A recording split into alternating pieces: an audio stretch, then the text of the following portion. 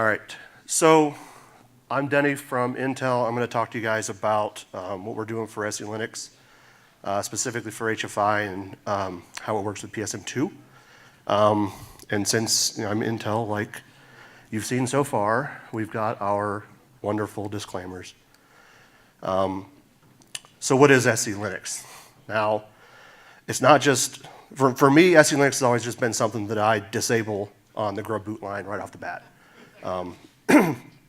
It's really complicated, hard to use, but it shouldn't be. And I've been doing kernel work for, 14 years now, and SELinux still confuses the hell out of me. I don't know if has anybody here tried to write SELinux policy? All right, we got one person. Now, SELinux, it's a good idea, and that nobody's going to say that security is not an important topic and that that it's not something that we can just ignore like I do. But it needs to just work, and everything has to support it. And lo and behold, there are tools that actually make using it a lot easier, which I'm finding out as I go, like this audit to allow guy here. You run something, it fails, and then you can use that and figure out exactly what to use to make it, to allow those permissions. But I'm not really going to go into a whole bunch of details on what SELinux is. There was a really good talk by Dan from Mellanox, I think it was 2 years ago. And that was a great overview of SELinux and how it applies to RDMA specifically. But the way that I think about it is this mandatory access control. What's really cool is that it's not just file permissions. It lets you enforce restrictions on who has access to what based on other things. So for RDMA, it's built around the concept of partitions and PKeys. So what I've got here is a little table that shows three.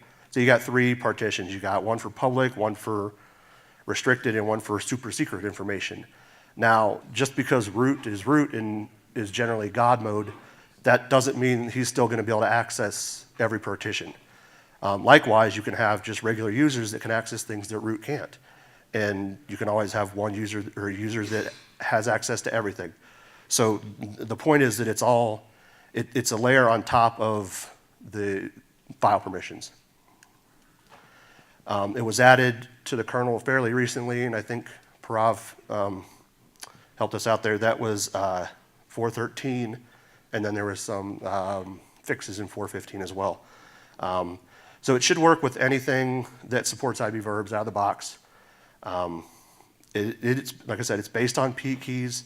Now, is that the only option, or are there other things we can do? I don't know. That's still, time will tell. But for now, that's what we got. There's all the user space stuff is there. So there's it seems to work good. Now, what that doesn't do is it doesn't support PSM in particular, which is why I'm doing this. Since PSM, as everybody knows, is our preferred communication library. So when I started looking at this, I was given some requirements from our different architects and other people, and we want to support a large number of labels. Using the existing PKey scheme for now, but if something changes and we want to do something different down the road, we want to have that flexibility. And we absolutely cannot sacrifice our kernel bypass, which is one of the big advantages for PSM over our verbs. Now, we also seen what all the people went through to get the changes in the user space and the SELinux core. We don't want to have to change any of that stuff. We just want to change our driver, and it should just work with with the distros and IFS, which is our our installation package, and the only thing that should have to change is just our single KO file. So also, I don't want to have to change the PSM library. Now, that might not be, in the end, that might be something we have to do, but so far, we haven't had to make any changes to it yet. But I guess the disclaimer here is that this is all still a work in progress. I'm still figuring stuff out, and it's not all up and running yet. I would have loved to have it so I could show a demo here or something like Dan did, but it's, fires get started and have to be put out. So, like I said, it's all PKey based, and what is a PKey for those who don't know? The name's kind of a misnomer. It's not really like a key. It's not a cryptographic value. It's just a 16-bit value that's in the headers. It's not secure, but like I showed before, knowing what a PKey is doesn't mean you're going to have access to use that PKey. So SELinux, right? Now, our hardware does support PKey checking. It checks all packets as they come in to make sure they're valid with the PKey table. The sending side has a little bit more control where the contexts and the DMA engines, they have PKey checking as well. And our driver is also flexible in that it can support however many PKeys we need despite what hardware can handle. So PKey is great and all, but it is one specific thing. So is there something better we can do with PSM? And that's where we have this thing called a JKEY, or a job key. And this is something that's unique to PSM. And its original intention is it lets the partition be split up. And in general, you have it so that each user gets their own unique job key, so that when one job ends, you don't have packets landing for another job, since it's all kernel bypass. As far as what JKEY gets used for, the only thing that's dictated to us by our specs and stuff is that the JKEY 0 is a special meaning, which means allow anything. The rest of it is completely up to software and the kernel to figure out what we want to do with it. And this is a value that's derived by the kernel. It's not given to us by user space. Currently, we use the UID and some hashing, and that's how we come up with the JKEY. It's currently divided up into 3 buckets. I don't know why they were chosen exactly the way they were. There's some reasons, I guess. But that's not really important. The fact is that we can use that for whatever we want, and the only requirement is that we still have the job separation for the users. So using this as our security field allows us to do whatever we want in the future. So right now we can base it on PKeys, and so this is just a generic security index is what I call it, or security label is what I call it. So like I said, we're using it to hold this. So right now we'll put the index of the PKey in there, and that way we can use the hardware checks, because we also have hardware checks for our job keys built into the DMA engines and the send and receive context. Now we might not want to use all those, which I'll show here in a minute. And I mentioned that they're divided up into buckets, right? So the exact mapping for how I'm going to use this field is still being played around with. I've got a few different things in mind, but the take home is that it will be something that we do in hardware.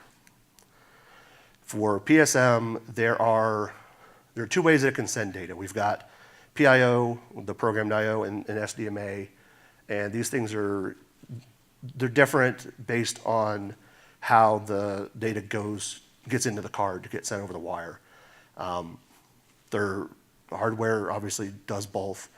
The trade-offs for why use one versus the other are way more complicated than I even understand, but in general, PIO is used for smaller messages and SDMA for larger messages.